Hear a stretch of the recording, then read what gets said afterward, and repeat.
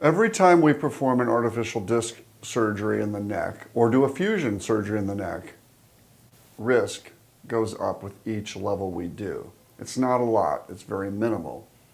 It's much more significant with fusions, because with fusions, the more discs you fuse at the same time, the greater the likelihood that one is not going to heal, and you'll develop a non-union and have to have that revised. Issues also relate to the access. Usually these surgeries are done through the front of the neck.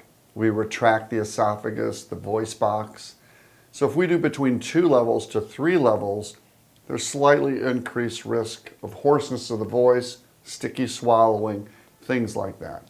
But in general, the risks are relatively small, between 2 or 3 discs.